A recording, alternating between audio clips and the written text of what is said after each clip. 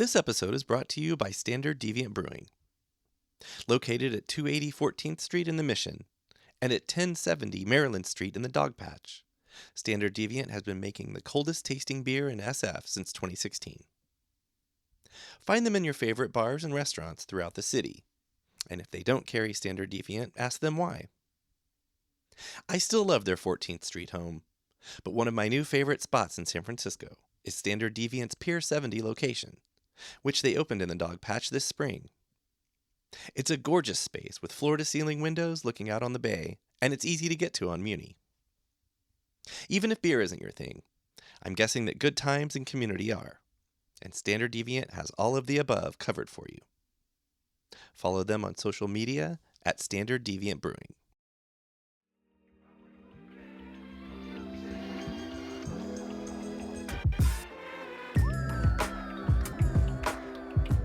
My parents were really community members that knew everyone, and that's the spirit I bring along with myself to San Francisco, where I make it a point to know everyone and make sure they know me, because we are only as strong as the people we know. And my girlfriend now complains that I can't take you out anywhere without you running into someone.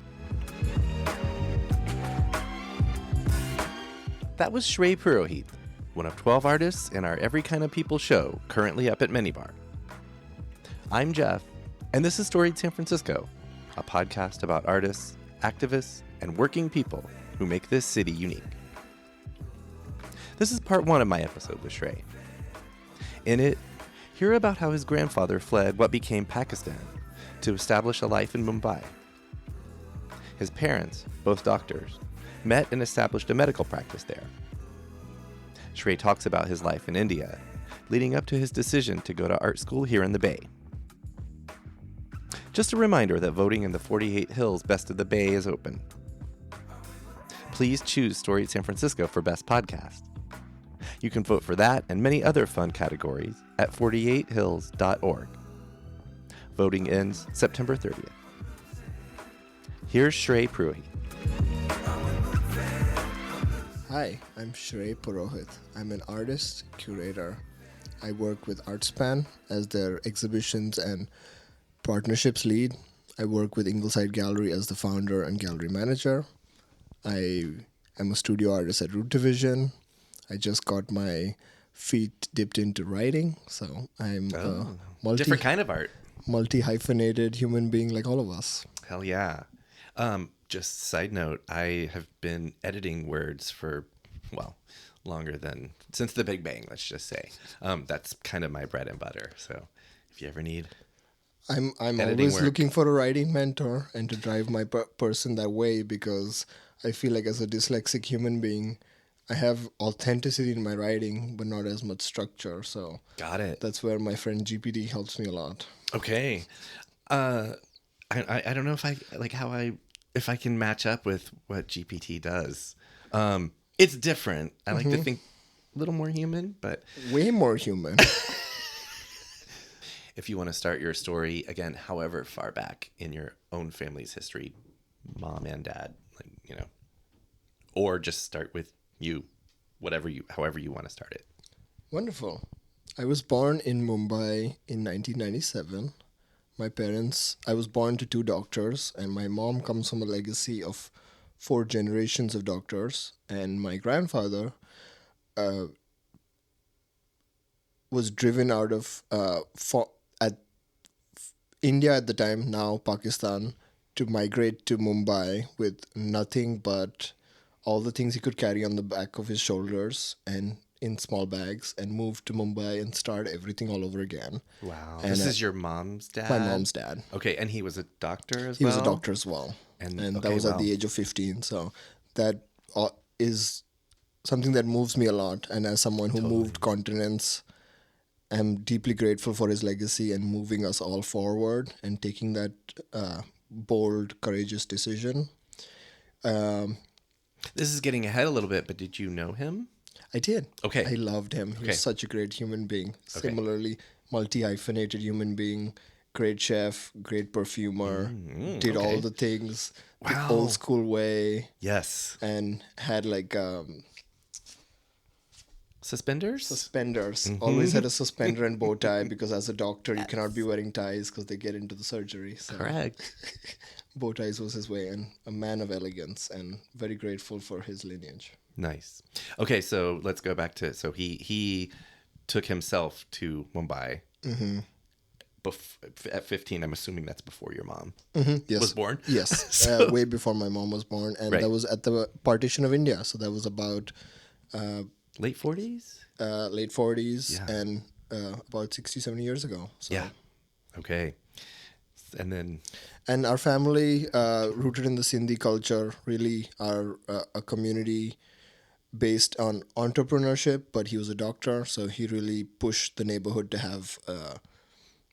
He was one of the first like male gynecologists in his time, and really pushed that field forward for himself and his peers. My grandmom was an anesthesiologist. Oh. And together they were doctor duo, just like my mom and dad. My mom and dad are diabetologists, doctors, and very grateful for the sugar industry because it kept a roof over my dad's head and Okay. gave us opportunities to do so many things and save so many people's lives and feet and toes and hands. Right. In diabetes, you lose your toes first. would they be cool with you having a chocolate bar for breakfast?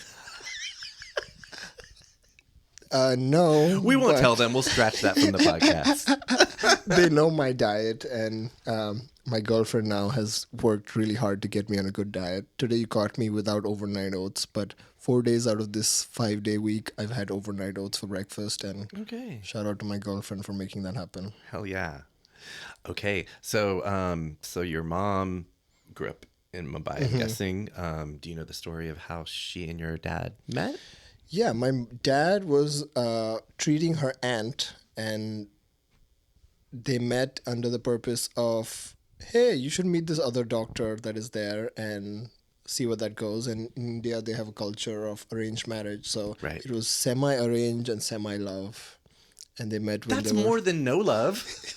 way, right? way more than no love. Yeah. And my mom saw this person who came from another city, from a small town, and saw my dad's drive, is what I've told, and knew that he was not like the spoiled kids of Mumbai, and saw that set him apart. And they took a small practice and turned it into a really high functioning business. And Both of your parents did? Oh, amazing. they work together. They do a lot of the things together, and supported both of me and my sister to go across the world. My sister studied in UK. I studied here. So Okay, I was very going to grateful ask for about this. siblings. Who's older? I'm older by about 4 years. Okay, so you had a baby sister. I had a baby sister. Is that like some of your earliest memories? Like 3 or 4? It's like I usually I got to name my baby sister. That was my first creative How project. fucking cool. I'm the youngest, so I don't have that. I don't have any of those experiences, especially like naming.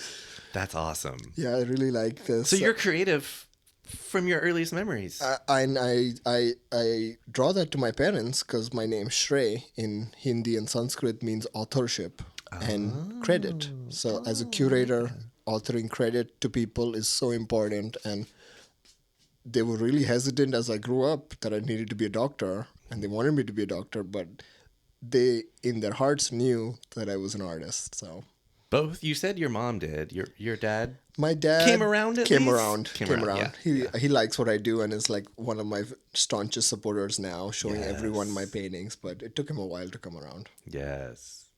Okay. So your earliest memories are Mumbai. You grew up in Mumbai? I grew up in Mumbai. I was there till I was about 19, and then when I was 19, I moved here to go to California College of the Arts to study comics, illustration, and painting. Okay.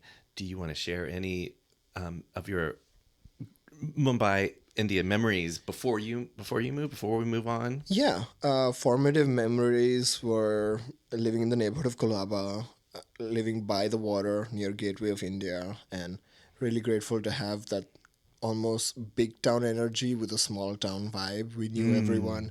My parents were really community members that knew everyone, and that's the spirit I bring along with myself to San Francisco, where I make it a point to know everyone and make sure they know me, because we are only as strong as the people we know. And my girlfriend now complains that I can't take you out anywhere without you running into someone. So She should talk to my wife. Same exact complaint. I'm like, I can't help who I am. Shit. People can be interesting. and I think that's what draws both of them to you and me. Yeah. Of our ability to build Yeah. community and to It lets them off marshal the community. hook. It lets Yeah. them off the. They don't have to talk. It's like, We don't need babysitting. no, but something you said about like small town vibe, big town, or in a big town. Mm-hmm. I'm like that plays here. Very much so. We have both here. We're a literal coalition of small towns and neighborhoods that Mm-hmm. bring us all together, and sometimes we forget that because we have such a trying to be a New York place, and we're never going to be that. We are our own city. But in my time here, the pizza is better. Golden Boys Pizza is the There's best. so many. There's so many. Okay, so you lived your life. You graduated school, and now you're thinking like, oh, was it ever a question of staying in either Mumbai or India to go to college, or did you always want to? So I go somewhere did else? when I was in high school. I started freelancing and doing graphic design. That's my first like professional creative Okay. practice, and I worked as a graphic designer for about 3 years before I went to graphic design school in Mumbai. Okay. Some of those years were parallel was when I was in school. I ended up being I boy bossed too hard and had so much business that I had to hire people to help me out. Oh wow. So much so that I had to rent a spot, hire people, really get some funding to run the creative business Entrepreneur and though. the needs that I had to support. And Right. that was great. But as a 17-year-old, not a lot of people take you seriously when you tell them you're bossing around 4 other people or managing or directing 4 people. And I was so grateful to have had that experience at that time and to have learned the time when you need to close things down and just try something else. And you learn that at an early age. That's Mm-hmm. and also I was gonna say like it's easy to say no one's gonna take a 17-year-old seriously from where we are. Don't tell a 17-year-old that. Right? You got to learn, but it's also good to learn those lessons. Yeah, very early. much so. We should be supporting every 17-year-old to do anything entrepreneurial because I look at my peers or the kids in the generation where all these entry-level jobs are gone. So all the things where they would have cut their teeth and learned all of these things are gone. So you just got to start it yourself and learn and teach yourselves the administrative skills because that's what I came about is this. So much administration to make anything happen and it's so important. So then you're like, oh, now I want to. I wanted to do art. I've always been drawing. When I was about 14 or 15, I joined this urban sketches group in Mumbai where we would go around to places and you'd see other artists draw on things and we'd be drawing. And I'd always look into their work and be like, I want to draw like that. I wish I could draw like that. One of the formative memories was going to a meetup at this place called Culture Shop by this artist, Just Chiranjeeva, who's actually from Napa, Oh, running a store in Mumbai to support Indian creatives. fuck yeah. And she was my mentor then, and she saw the 15-year-old spark in my eyes and was like, you got it, kid. You just keep going. Just keep going. And she's back in the Bay Area now, and she can you see me. connected? Yes, she Yes. can see me in my evolution 10 years later. She's had shows at the Asian Art Museum. Oh, wow. So she's a real staunch worthy. She actually has a mural on Divisadero right by Rare Device. Oh, It's that so big I've probably pink- seen it. It's that big pink lady. And yeah, I- by the Emporium, kind of in that little area. right, yeah, right on. Yes, and that started off in India in response to this like horrible rape case and just Yeah. like giving women's empowerment to like not just equality, but we will fight back. And that mentality and aesthetic, and I was so grateful I got to put some layers of that blue paint and pink paint on it with her. Oh, and, nice. Do yeah. you consider her somewhat of a mentor, or a mentor, yeah. just straight up a mentor? Without, yeah. I mean, without the formalities, just her being there, setting roots in in Mumbai, giving me the insights to that art scene there. Because through her gallery and shop, I got to see India's emerging art scene. Who now 10 years later, all of them are like such heavy hitters. Yeah, yeah. So when it came time, you're like, I'm going to go to art school. You could have gone to a lot of different places in the world, but you could- came here. I could have gone to a lot of places. My uncle lives in Millbrae, and I had visited him about 15 or 16 with a family on a US trip. And San Francisco had something so special about it. Seeing the mountains and the hills, the horizon, coming from a small town, seeing horizons gives me so much joy. That's why a lot of my paintings have a movement of horizons in them, because they really are so important to my practice and how we can really move things around. Totally. Had you visited the Bay before you made your decision Yeah, to move? Okay. I had visited my uncle then, and He lived in Millbrae. Did you come up here? yes, he took us out. He took us to Giants games. He took us to I'm guessing since you were born 3 years before the current stadium, it must have been that stadium. yes, it Okay, was just a wild guess. yeah, it was at that time AT&T Park, and that was such a moving experience to see the Giants just do their thing. And the Golden Gate Bridge is one of my most formative memories, just going there, it being a clear day, and that photograph lived on with me as I made the journeys in India. And when I was making decisions for school, I went to a school in India that had it was affiliated with Parsons, New York, so half of my credits were accepted here, and CCA accepted my credits. I knew someone from my school who had gone to CCA, and I really wanted to make that journey. That was Shrey Purohit. We recorded this episode at Root Division in South of Market. On the next Storied San Francisco, hear the rest of Shrey's story. Part 2 drops this Thursday wherever you get podcasts. And be on the lookout the following day, Friday, for a bonus episode with David Gonzalez. David is the creator of Homies and will be the Grand Marshal at this coming Saturday's San Francisco Lowrider Parade in the Mission.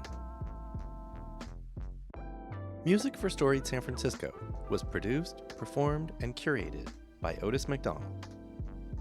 Our contributing producer is Aaron Lim of Bitch Talk Podcast. Bitch Talk Podcast. And the show is produced and hosted by me, Jeff Hunt. Now in our 8th season, we have more than 280 episodes available on our website, storiedsf.com, or wherever you listen to podcasts. If possible, please rate and review the show.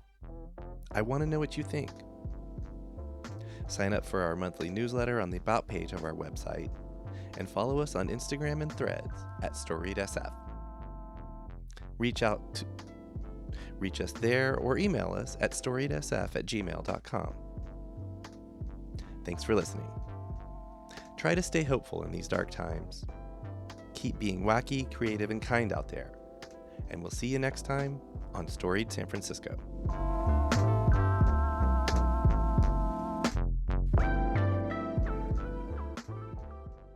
We acknowledge and respect the first humans of the unceded land we call San Francisco, the Ramaytush Ohlone. We condemn the genocide of these and other tribes across the Western Hemisphere. We honor their legacy and history, and we support rematriation and sovereignty efforts.